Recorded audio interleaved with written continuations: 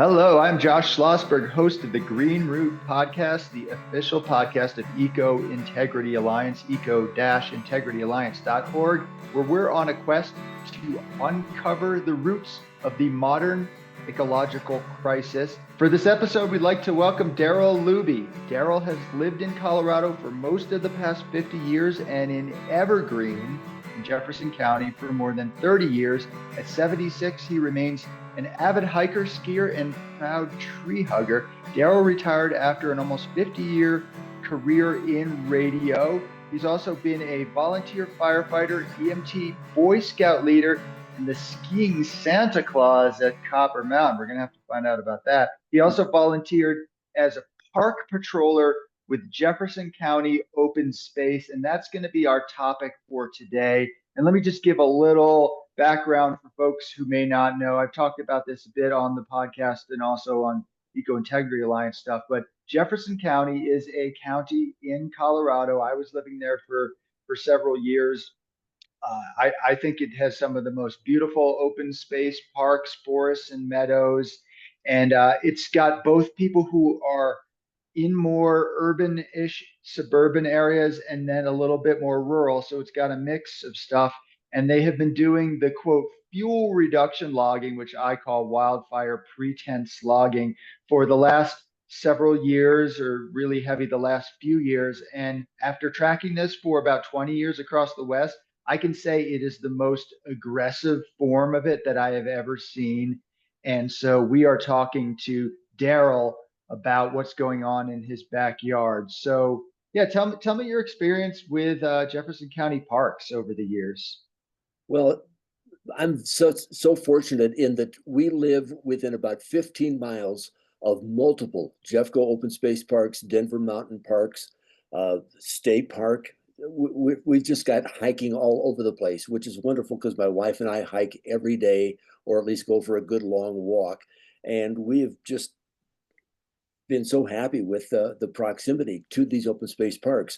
One in particular, and one that has been most ravaged by this clear cutting, is the Flying J Ranch, which is only about 6 miles from my house.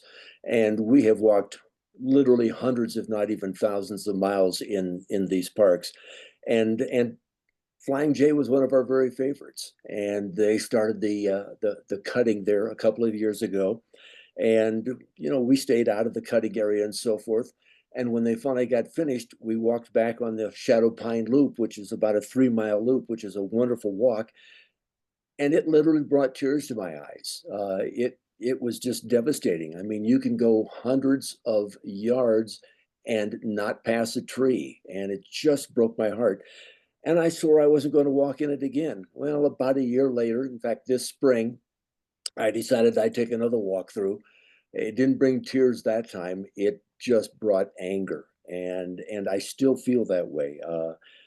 As you mentioned, I used to be a park patroller with Jeffco Open Space, and the parks just mean the world to me. And what they have done to it is just a travesty. So yeah, let's talk about a little bit about what this particular park, and we can talk about a few others because they are really ravaging. Pretty much every park is on their list for possible logging, but they've been focusing on the most popular parks. But so what was Flying J like before, and then what does it look like after? Before, it was absolutely a beautiful wooded area. Had some open meadows, but mostly wooded areas. And having hiked it so very many times, I knew every rock and tree and twist in the trail. And when I hiked it after they clear cut it, honestly, I would walk along and have no idea where I was on the trail, because it was just, it looks like a moonscape and wide open. And I just couldn't believe it. And then when I walked it again this spring, the additional unfortunate consequence of what they did is a lot of trees, large trees that they had allowed to continue standing, all came down in a big windstorm. And so uh, even after their devastation, they weren't finished. More problems came up with the trees being blown down. In fact, on one trail that we walked so many times, in the first quarter mile, I think Ruthie, my wife, counted almost 24 trees that had blown down along that strip, and it's just unacceptable. And my fear was that they were going to continue on in other parks, and they sure have. Again, Myers Ranch, they've cut so much out of there in an area that to me makes no sense for fire mitigation to protect other homes, because it didn't even go anywhere near where there are other homes. And now they've been working on the Alder for Three Sisters Park. And again, one of our absolute favorite trails there, Bearberry Trail, it just doesn't look the same anymore. So where you used to be able to walk through this lovely wooded area, and on a hot summer day, it was nice because it was shadowed. You could feel the cooler temperatures when you got into the trees. And now it's just all wide open, and not all, but most of it is just wide open. And there's no such thing as a cool walk there anymore. Right. Well, wasn't that called what, Shadow Pine Loop? Isn't that what they called it before? Shadow. Yeah, Shadow Pine Loop. So no shadow anymore. It's No. all hot and sunny and dry and open to the wind. Yeah. Yeah. Well, it's almost all of the parks. And I had a similar experience. So as folks may be aware, I've been working on this issue for many years, and I was currently not working on this, I guess, when maybe 2019. I was working as an environmental journalist, but doing other things. And I came across a little bit of tree cutting in what's known as Three Sisters slash Alderfer Park. And I didn't like it. I knew it wasn't scientifically legitimate, but it was just a little trees here and there. Like, all right, if this is what they're doing, I don't like it, but it's not going to get me focused on it. Then I saw that Myers Ranch logging, and that was getting worse. Not the worst I've seen, but I was like, okay, they're getting serious with this. I don't like this. Uh, let me pay closer attention. And then I went to Flying J, and I saw, yeah, I mean, the only thing I can liken that to is private land clear cuts in Oregon, which was the center of the timber industry. I'd never seen anything like that in Western lands outside of Oregon, certainly not even on public lands. And it really was shocking to me. I mean, there's 100 acres of, yeah, I had the math at some point. There's 100 something acres of clear cuts. I mean, there's massive, like expanses. And, we do need to blame Jefferson County for that. Also, Denver Mountain Parks. I do want to make that clear. Denver Mountain Parks, was the city of Denver, owns some land up in the mountains. They were also contributing to that logging. So it's a complex patchwork, because then we're dealing with national forests. So that's the Forest Service. Even the Park Service is doing this logging. But when I saw that, I was amazed, and I said, all right, I have to engage in this more. And then I went cross country skiing because I was living up there. I had moved up maybe that next year into Evergreen, which is in Jefferson County. And I went cross country skiing in a place called Elk Meadow Park, which was one of my favorite spots. And I had actually found there's this little grove where you weren't supposed to go because of, ecological concerns, but there was snow on the ground. Like, I'll go there. And it had some of the biggest trees in that whole park. It was just this beautiful spot. And anyway, one time I was hiking out there and I saw some sign about logging. I said, Josh, don't ruin your ski. Go for a ski and then check it out. And then I had to go check it out. And I saw log decks of the largest trees in that little sacred grove. So they cut the largest tree. I said, okay, we're at the point now where this so-called mitigation, which to me is not scientific at all, but let's just say they were saying, well, we're going to cut out occasional small diameter right next to the communities. If they had done that, probably people wouldn't pay that much attention. They were doing massive clear cuts, and they were cutting the oldest trees in the forest. At that point, I counted dozens, scores over 100 years old, up to 129 years. And since then, I've actually found in the other four 200-year-old trees. So that's when I engaged whole hog on this. And then, as you've said, they're going to this other park, Alder for Three Sisters, one of the most popular parks. They've hacked it out right into the parking lot. So they're not even hiding. So people may wonder, okay, Josh, you work on this. The Eco Integrity Alliance works on stuff across the country. Why are you focusing on one county in Colorado? And the reason is, well, first of all, I do have an emotional connection to it. I also think it's a beautiful area, but I think this is an egregious example of what they want to do across the country. And we need to be, shouting this from the rooftops what they're doing. So that was my little rant on that. What else you got to say, Darrell? Well, the thing that just amazes me is in so many of these areas, they talk about this as fire mitigation to help protect homes that are in the area. Well, again, at Flying J as an example, I don't know of a whole lot of homes that are anywhere near where these trees are all being cut down. And the same thing at Myers Ranch. There is actually a path, one of the trails that goes, it's called the To the Neighborhood Trail. And there is absolutely no cutting in that area, and it's dense there. They keep telling us that for fire mitigation around our home, you shouldn't have any trees. Well, I've read 35 feet, 100 feet, and so forth. Well, if that's really a sufficient boundary, why are they cutting hundreds of yards of just clear cutting? It makes no sense. They could have thinned it out. I'm all for fire mitigation and fire prevention, but do it reasonably, do it sensibly, and not the way they have done it. And that's unfortunately the problem. I haven't seen them do it sensibly. So, yeah, the issue is, what should they be doing out there? Should they be doing anything? I think there's a lot of opinions on that, and I think that's great. I think the issue is that places like Jefferson County, other counties across the West, state management agencies, as well as federal, they're not actually engaging the public. They're just pushing full speed ahead with, frankly, unscientific premises that have been debunked repeatedly, or let's just say best case scenario, there is a controversy on both sides. So when there's a controversy like that, you don't pretend there isn't a controversy. That's what they're doing. So they're just pretending there is no opposing viewpoint. And to me, that's corruption. Absolutely, absolutely. It just astounds me. The other thing that I've noticed is it really appears that they are cutting the trees that are the most convenient for them. In other words, they have the best access, easiest to get into the logs or into the forest and drag the logs out. But in the areas that really need to be thinned out, where it might be steeper and more difficult, they've shied away from that. And so I just really don't see what their ultimate game plan here is. It looks to me like it's just logging for profit.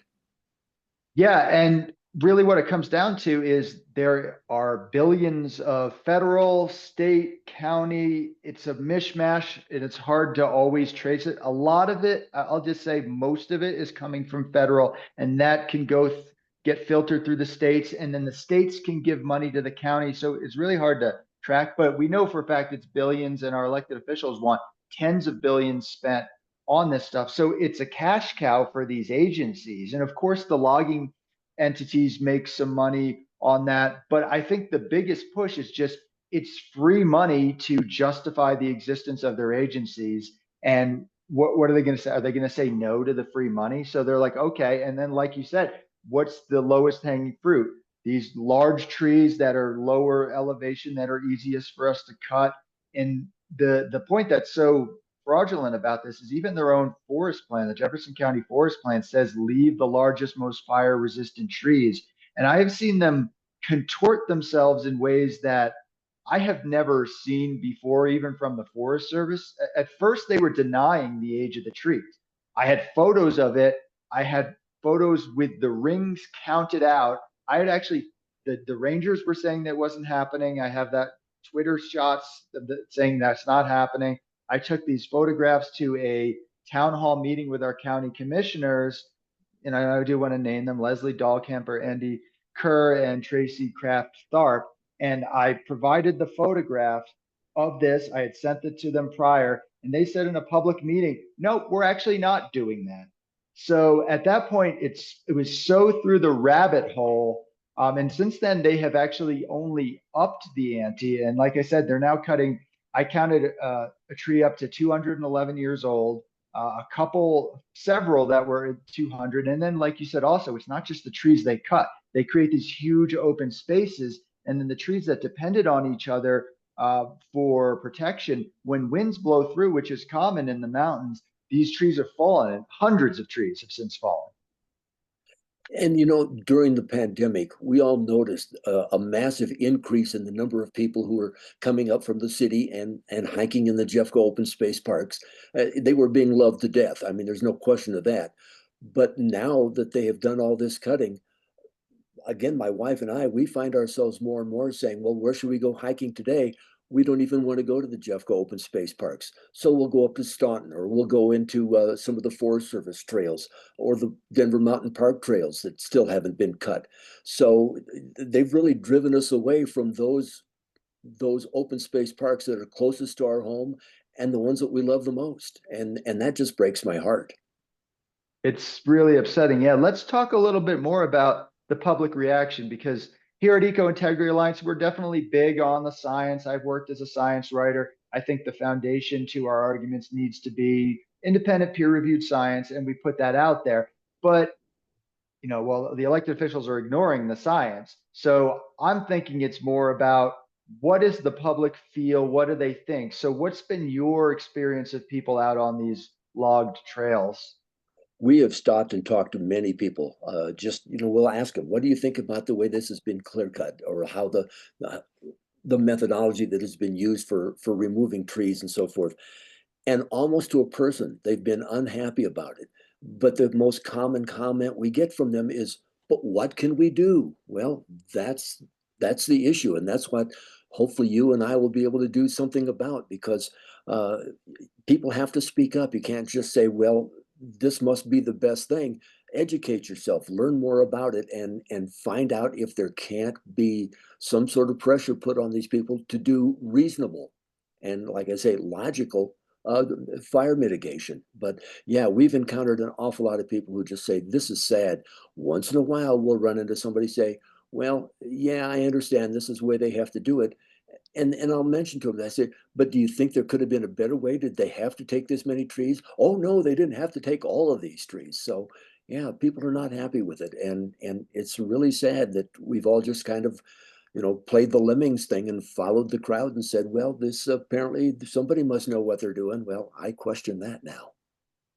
Yeah, yeah. And I keep bringing up participatory democracy because I found that more and more of our local and larger governments are really almost hostile to public feedback at this point. And yeah, we had a petition going just for this county, 700 something people, which that's not nothing for a county, and just not even a reply from the elected officials, the county commissioners who have rubber stamped this plan. So we're at the point where we're realizing, and this applies to larger, we have to get to the point where it's more uncomfortable for our elected officials to uh, it's more uncomfortable for them to do nothing. So we have to make it so they actually have enough of a fire under them, so to speak, to take some action to genuinely involve the public. Because right now it's easier for them to ignore it. They can just be like, oh, a few people say this, and people are not organized together, occasional voice this way. But once we reveal how many people are actually concerned about this, kind of getting together more on some of the premise or the talking points or whatever, I think our elected officials are going to have to listen. It'll be too uncomfortable to just ignore, but they've done a pretty darn good job of ignoring. So I think you talking to people, we've done some tabling out there and talked to individuals, and I've experienced the same thing where almost to it, maybe not everyone, I'm going to say 80 to 90% of the people have a problem with it. But then they say, well, the experts tell me. And what I tell them is, go with your gut. If you feel like this is not a great thing, be curious. Here's a little bit of information. Maybe check it. Maybe they don't know what's best. Maybe there are some other forces that are making it so. And one example was a fella who I'm not going to reveal too much, but he worked for a local government, and not that particular, not Jefferson County anyway. And he's done stuff around water quality, and he was out there with his bike getting ready, and he saw our table and we were talking to people. He was like, yeah, well, yeah, maybe, but what are we supposed to do? And it's maybe not that bad. And I was like, all right, one more person downplaying it. He went on his bike ride, came back, I don't know, an hour later, and he looked shell shocked. His face was drawn, and he was like, I can't believe what they did to my trails. And he gave me his card. He was like, I want to be engaged with this. So once people actually see what's going on, particularly the people who have been there before, love the area, I think that's more powerful than any science. Just like, the feeling in the heart there, that motivates people more than, oh, look at this study. I don't know if people care that much. What do you think about that? Well, I couldn't agree more. And people can't afford to just sit on their hands because they're not going to stop right now. And I'm just so worried about what is the future of Mount Falcon Park or Reynolds Park. Again, good Lord, just some fabulous hiking trails around there. And and I love them dearly. And I'm just terrified of seeing the signs going up saying, we're going to start cutting on so and such date. We've got to do something much sooner rather than later.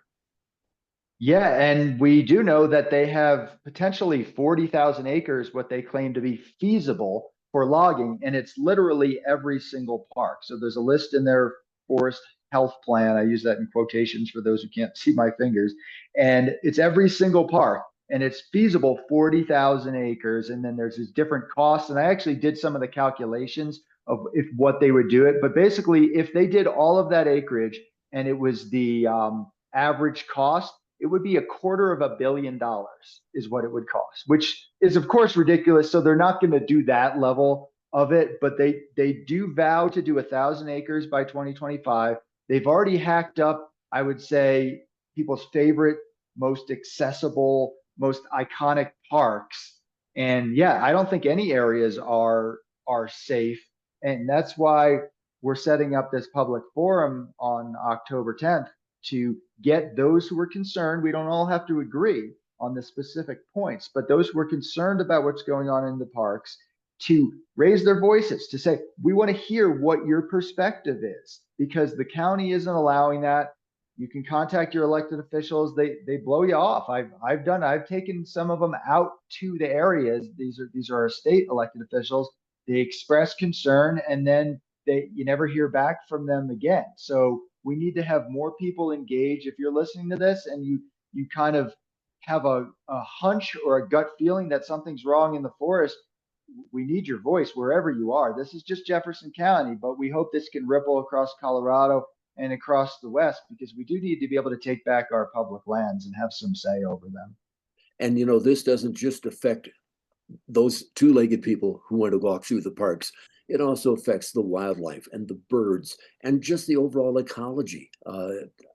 It is so far-reaching, and we all got to work together. I just wish we could get the birds and the animals to help sign some petitions. Agree. Well, they're, in their natural beauty, I think they help inspire us. But of course, the ecological question, for me, is front and center. I do think that the recreational aspect resonates more with people, right? Like not all of them, not everyone is as aware of the ecology as you and I. For instance, when I was walking around some of those recently clear cut areas in called Three Sisters Alderfer Park, uh, I kept coming across deer that just looked startled. I saw a little fawn that was like, I got nowhere to go, dude. I literally almost stumbled on a deer that it was probably its hiding spot for the last several years, and it was just this naked moonscape. Yeah, it's really very sad. There are some areas on the more recent cuts, like on the west side of Alder for Three Sisters, it looks like they're maybe hearing some issues that like what we're talking about, because some of the areas where they have gone in and cut, they haven't just clear cut it. They have let some trees stand. Now, admittedly, again, you walk the trails and it's not nearly as shaded as it used to be. It's a hot trail now, but at least you can see trees around you, which is a real change from what happened up at Flying J. Yeah, there's different versions that they're doing. Right now, though, in Elk Meadow Park, which is the area that they cut some really old trees, they're doing a second phase, and they've shut the park down for what is it, 8 months or something like that? like the whole park. Yeah. One of the most popular parks, which is kind of right off this highway where you go through something called Elk Meadow, which is one of the most beautiful meadows I've ever seen. It's just this huge open meadow where, yes, there can be hundreds of elk grazing around there. I don't know how that's going to change things, but yeah, the irony is that I mean, if they want a fuel break, I mean, the meadow is the fuel break that they're creating anyway, because the areas that they've logged to get adjacent communities are now turning into meadow. And in fact, it has more invasives likely. So what they're even doing doesn't even make sense according to their own rubric. And what's really funny is that the other area that they're logging right now was the other ecologically sensitive area where you weren't even supposed to walk. And I abided by that, except when it snowed, I would go cross country ski. It's this little knoll. You're not supposed to go out there for ecological reasons. They're logging the crap out of it. Like, how ironic is that? Yeah, exactly. And so many people think, well, we just go out and hike because it's something we enjoy doing. You know what? My wife and I do it for our health as well. We're in our mid 70s, and we need the exercise, but it's not just the physical benefits of it, it's the mental, the emotional benefits of it as well. I am always happiest when I'm outside somewhere doing something. One of my at the time 12-year-old Boy Scouts. We had just come back from a winter camp out, and he put it so succinctly. I heard him sitting in the back seat talking, and he said, "I am happiest when I'm outside." And I thought, man, you just narrowed it right down for me as well. And it's really upsetting now to go out and not be that happy because you're so upset by what you've seen that they have done to these parks. Yeah, absolutely. And that's an excellent point. Getting out there for our physical and mental health, it's not just pure recreation. It is staying alive, staying healthy. There's no question. And when you hack apart a natural ecosystem, it even if you don't realize what it was before, it just has a different feel. It's got this overmanaged feel. I can now spot any area that's been logged, even for a couple decades. I unfortunately now that ruins a lot of my hikes, but obvious giant clear cuts, obviously huge stumps all around, things like that people notice. And yeah, a lot of people, it turns them away. And really, that's what we're doing. We're turning people away from connecting with the natural world. That's the worst thing we can do in terms of environmental protection. We need to get people out there connecting, for the sake of the environment, for their own health, for their own sake. Yeah. Well, a little less than a week ago, my wife and I again were walking through Alder for Three Sisters, and we met a group of gentlemen who were hiking as well. And we stopped and we're talking with them, and one of the guys said, "I haven't hiked up here in years." And he kind of looked around and he says, "What the hell have they done to this place?" And that just again narrowed it right down. That's right on target. What the hell have they done to this place? Yeah, and I've heard many people that I've spoken to said, I'm not coming back here. I'm done. And that's how terrible is that? So a thing that's done without even public input. And I have factual evidence in the form of an article. And I'm going to do this in my little presentation on October 10th in Evergreen at the Evergreen Library. I'm going to do a brief presentation. A couple people, including Darrell, are going to speak, and then we'll open it up to everyone else. But the Jefferson County Open Space admitted they deliberately did not hold hearings in advance of planning all the logs. So they intentionally kept people out of this. And I'm just going to throw out a number.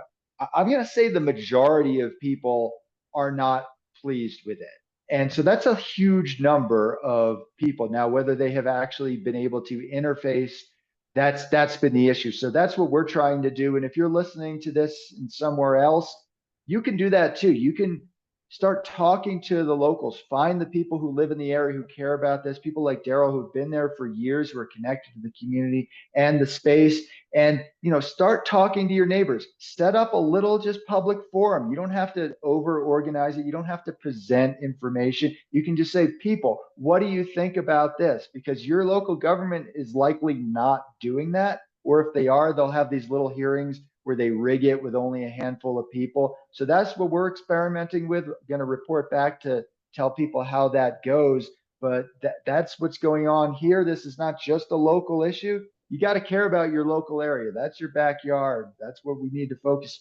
But this is a statewide thing. It's a regional, it's frankly a national issue. And it's great to have people like Darrell who are out there, who are talking to people about this. I mean, people like Darrell are the center of this. There's people like me who kind of drift around and we come in and we try to assist with things. But people like Darrell, who are the locals, who are the heart of the community, find your local Darrell would be my message for those who are listening to this. But yeah, what else do you want to tell folks before we sign off, Darrell?